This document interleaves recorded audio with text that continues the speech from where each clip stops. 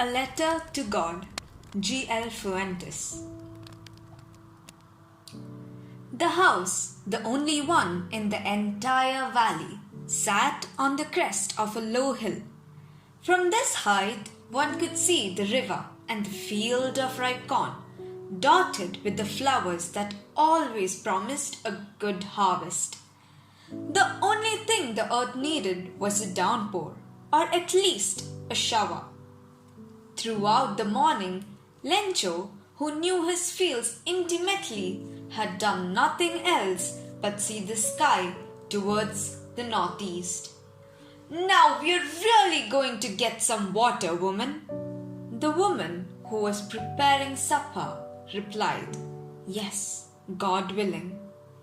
The older boys were working in the field, while the smaller ones were playing near the house, until the woman called to them all, "Come for dinner."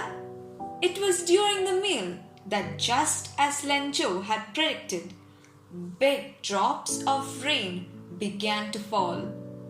In the northeast, huge mountains of clouds could be seen approaching. The air was fresh and sweet. The man went out for no other reason than to have the pleasure of feeling the rain on his body. And when he returned, he exclaimed, "These aren't raindrops falling from the sky. These are new coins. The big drops are 10-cent pieces, and the little ones are 5s." With a satisfied expression, he regarded the field of ripe corn with its flowers draped in a curtain of rain. But suddenly, a strong wind began to blow, and along with the rain, very large hailstones began to fall. These truly did resemble new silver coins. The boys, exposing themselves to the rain, ran out to collect the frozen pearls. "It's really getting bad now," exclaimed the man. "I hope it passes quickly." It did not pass quickly.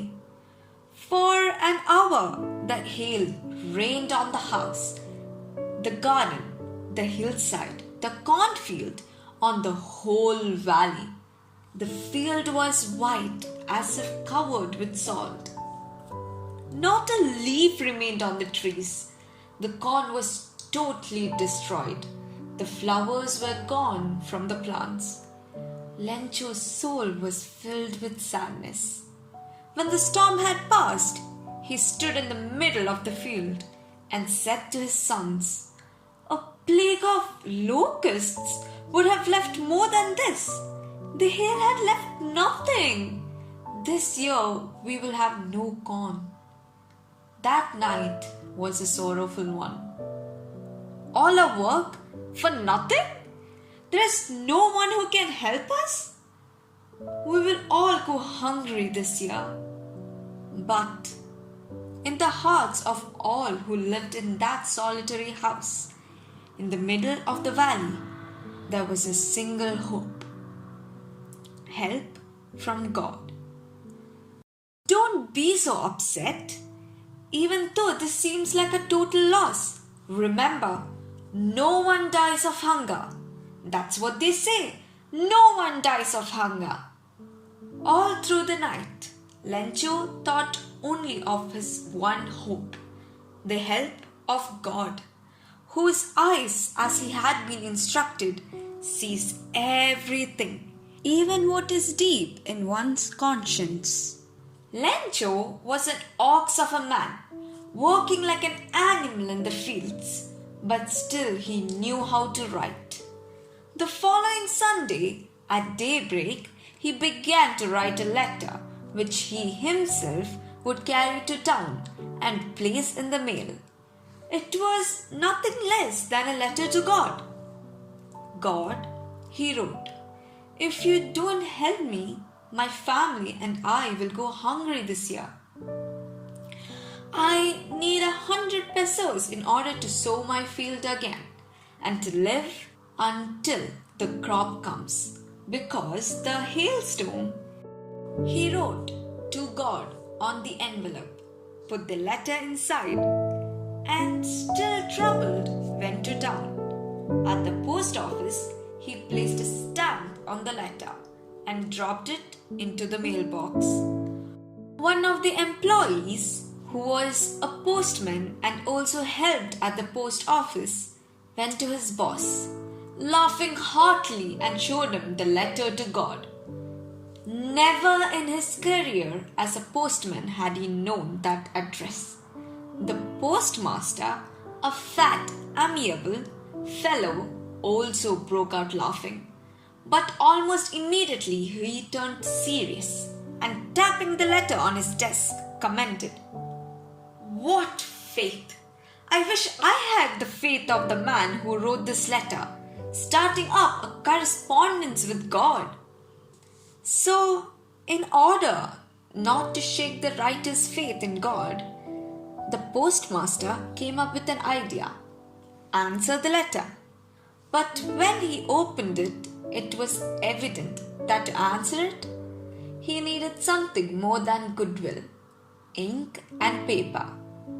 But he stuck to his resolution. He asked for money from his employees. He himself gave part of his salary, and several friends of his were obliged to give something for an act of charity. It was impossible for him to gather together the 100 pesos. So he was able to send the farmer only a little more than half. He put the money in an envelope addressed to Lencho, and with it a letter containing only a single word as a signature: God. The following Sunday, Lencho came a bit earlier than usual to ask if there was a letter for him. It was the postman himself who handed the letter to him, while the postmaster, experiencing the contentment of a man who has performed a good deed, looked on from his office. Lencho showed not the slightest surprise on seeing the money. Such was his confidence. But he became angry when he counted the money. God could not have made a mistake, nor could he have denied Lencho what he had requested. Immediately, Lencho went up to the window to ask for a paper and ink. On the public writing table, he started to write, with much wrinkling of his brow, caused by the effort he had to make to express his ideas. When he finished, he went to the window to buy a stamp, which he licked and then affixed to the envelope with a blow of his fist. The moment the letter fell into the mailbox, the postmaster went to open it. It said, God. Of the money that I asked for, only 70 pesos reached me. Send me the rest, since I need it very much. But don't send it to me through the mail, because the post office employees are a bunch of crooks. Lencho.